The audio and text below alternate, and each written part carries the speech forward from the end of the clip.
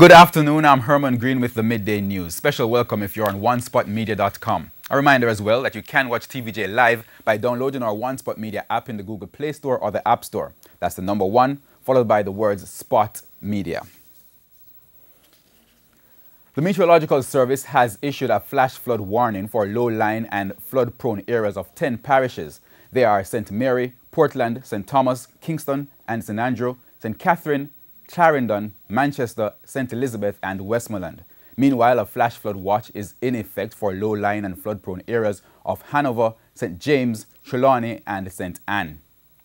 They are in effect until 5 p.m. today. Satellite imagery and radar reports indicated that light to moderate showers across sections of all parishes, especially southern parishes, during last night into this morning. Motorists and pedestrians should not attempt to cross flooded roadways or other low-lying areas as strong currents are likely. Residents in low-lying areas should be on the alert for rising waters and are urged to keep informed by listening to further releases from the Meteorological Service. All emergency shelter managers in Clarendon have been placed on standby as the parish braces for further flooding. Several communities were underwater yesterday following heavy rains.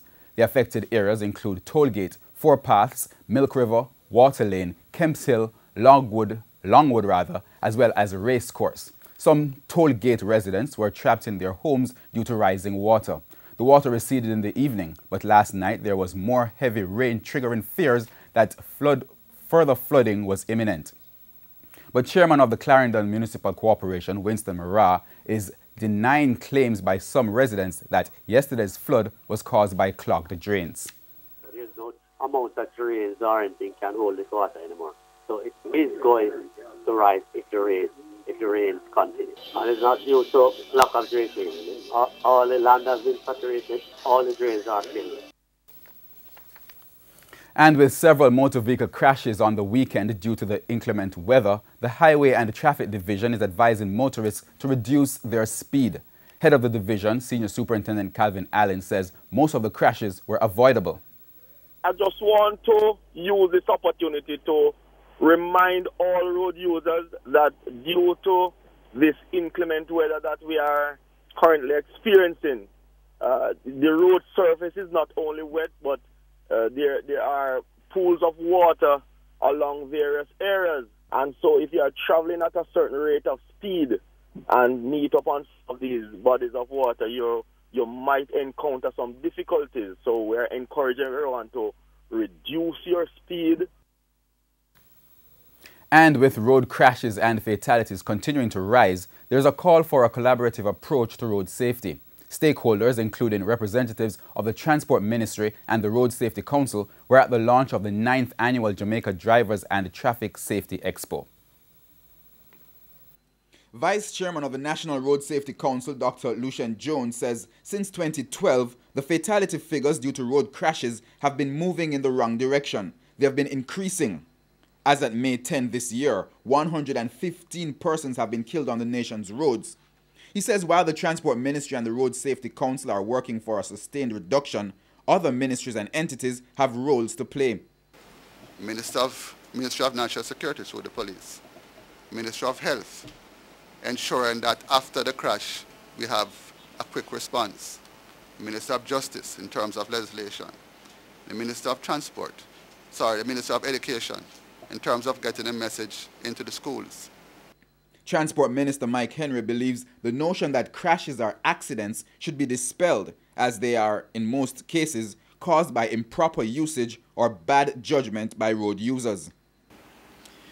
Statistics from the Road Safety Unit indicate that the major factors accounting for most of these road deaths so far are failing to keep in a traffic lane, excessive speeding, inappropriate use of the road by pedestrians, and the lack of protected devices by motorists, front and backseat passengers. In addition to the collaborative effort, Mr. Henry says the revised Road Traffic Act will play a major role as it will focus on discouraging wrong behavior by motorists. With this new legislation coming for the new road traffic bill, motorists will face tougher sanctions for using handheld devices while driving. More stringent fines will also be imposed on drivers who use electronic video devices within the line of sight while driving. And we are doing everything to put in disincentives for wrong behavior on our roads.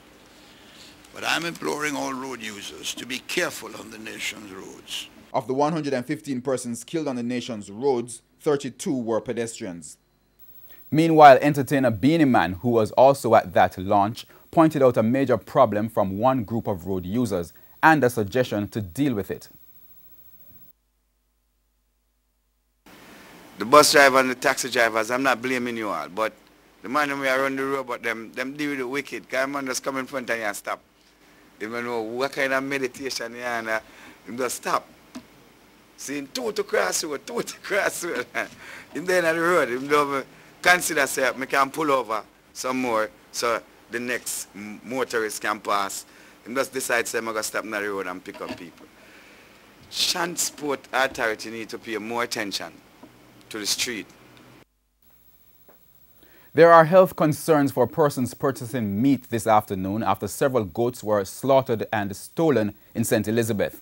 Farmers in Bailey's Ground in the parish say the thieves took 19 of their goats that were medically drenched a few days before.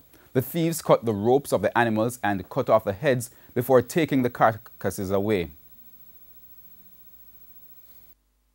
This morning, I get up and I up by my yard and I say, boy, I can't stay in my bed. He come like something juke me. And I come out in the early morning. And when I come down here, I look across the common. And when I look, I see the goat them.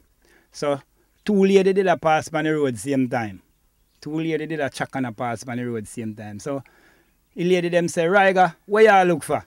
I said to them, say, you know, say, I some goat me tire, so. And it look like a goat them get way. And the lady them say, Riga, see some blood in the road there. And I turn back same time. And when me go up there, me go see blood in the road. And same time I say, the man them kill off the whole of me goat them. We want justice, then we get catch. And then first they do it and come in here and do it and get where. And now then come back again and now it more than ever. It's the most they ever come in here and kill. Yeah, that's we call that back for police for a man and alone. Me not see them. Me not see the police come for a man. Me call them over 3 times and no police to reach here. We want justice, man. We can't manage this no more. The value of the 19 goats is estimated to be over $160,000. The Savannah Lamar Criminal Investigation Branch is investigating the circumstances surrounding the shooting death of a teenage girl in Maysmuir, Westmoreland on Saturday. The deceased is identified as 17-year-old Crystal Gunnings, of Darling Street in the parish. Reports are that about 10 p.m. Crystal was traveling with 2 males in a motorcar when they were allegedly pounced on by men on a motorcycle who opened fire at them. Crystal was later found in the car with several gunshot wounds. She was taken to the Savannah Lamar Hospital where she was pronounced dead. 2 men believed to be prime suspects in the gang violence in the Maxfield Avenue area in St. Andrew have been captured. They were held last week during a police military operation in the community. Head of the Kingston West Police, Superintendent Howard Chambers, says the suspects have been linked to murders and shootings. The St. Andrew South and Kingston West Police have been conducting operations on Maxfield Avenue, where there have been several shootings following a flare-up in gang feuds. More than 40 persons were detained on the weekend during an operation in the area. And Superintendent Chambers is reporting that additional resources have been allocated to sections of West Kingston, which are also reeling from gang violence. The security forces have been conducting daily operations in Hannahtown and the surrounding communities. We'll continue with the containment operation in the Denhamtown, Tivoli area. We have increased our presence in terms of military and support for mobile reserve, and we'll be continuing with the target raid operation right across both communities, and also in the night the soft grid lockdown of the area. Meanwhile, the police say they will be having community meetings this week in the Maxfield Park area and the surrounding communities as they continue to clamp down on violence. Over the weekend, residents complained of ill treatment by the police. In the Kingston 5 area, there were more complaints from residents. Our news team visited Mayorvilla Road in the vicinity of Russell Road on Saturday. Their complaints were similar to those expressed on Saturday morning by their neighbors in the William Road community. Head of Operations for the Area 4 Police Division, Senior Superintendent Terence Bent, said he was aware of some of the concerns. The police operation in the area started on Saturday and continues. The division has been tense following several attacks by gunmen from different communities over the last 2 weeks. Minister of National Security Robert Montague has responded to some of the concerns raised by Chairman of the Police Federation, Sergeant Raymond Wilson, in relation to the conditions of some police stations. He stated that there are a number of initiatives that are being undertaken, which includes programs to improve working conditions. Mr. Montague says so far 17 police stations have been repaired, and the ministry intends to repair 30 more. The little that we have, it will go a far way in showing and demonstrating that we care. So today, I want to announce another program to assist with minor repairs and a little spruce up for our police stations island-wide. $200,000 per station will be released starting July this year. A program must be written by the station head following a community meeting, and this program must be approved by the divisional head and endorsed by the parish consultative committee or a police civic committee. It is for minor repairs to bathrooms, kitchens, plumbing, electrical works, a little painting, or to secure the station. Mr. Montague also addressed the issue of welfare for police officers, stating that the ministry will be working alongside the Police Federation to improve the situation. Principal of the Midday High School in Manchester says there is need for more male teachers in high schools. Stanford Smith says the presence of more male teachers in schools could help reduce the level of indiscipline. The challenges that we have with our boys as it relates to discipline, many of them are coming from single-family homes where they only see their mothers, and they come to school again, it's just females again. So the males would make a difference in their lives. He was speaking at the special luncheon hosted by philanthropist Bonnie Neal in the parish recently. One of the greatest challenges facing the world and small island states like Jamaica is climate change. In an effort to raise awareness about climate change and habitat degradation, a group of dedicated environmentalists walked 780 kilometers for 45 days along Jamaica's coastline. Founder of the One Love, One Step Walk and the chair of the Alligator Head Foundation, Dee Kine, outlined the reason for this initiative.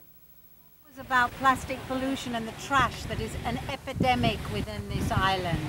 The plastic bottles, the styrofoam, the black plastic bags, scandal bags, and it was also about raising money for children to learn to swim, to have in-the-sea swim schools, and to link up all the marine protected areas, to meet them, to talk with them, to see what we can do to make that marine protected area bigger.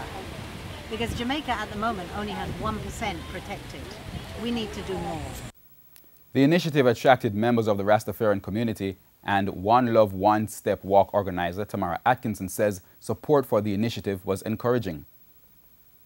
The reaction's been amazing. Every community that we walk to, there's people out on the road, people passing us tooting their horns. We stop wherever we can. We go into the schools, we go into churches, we talk with everybody that we can on the road, and the reaction's just been full of love when people hear why we're walking, to keep and protect Jamaica's oceans. Everybody walks with us, you know, it's massive support we've felt across the whole country, from parish to parish, and that's really kept us going. The One Love, One Step Walk was sponsored by local beverage company Wisynco. We go down to sports. Arnett Gardens and Humble Lion will have to wait a while longer to clinch a spot in the final of the Red Stripe Premier League. This after persistent rain and a waterlogged field forced the abandonment of the second leg semi-final at Effortville after 10 minutes. Arnett lead the tie with following their 2-1 win over the first leg at the Anthony Spalding Sports Complex. Meanwhile, the return leg of the second semi-final between UWI and Portmore will be contested on May 28. That game was postponed as Portmore traveled to Trinidad on Sunday for a semi-final round of the Caribbean Football Union's Club Championship. UWI lead the tie after winning the first leg at the Wembley Centre of Excellence 2-1 last Sunday. And that's the Midday News. I'm Herman Green. Join us for primetime news at 7. On behalf of our news, sports and production teams, good afternoon.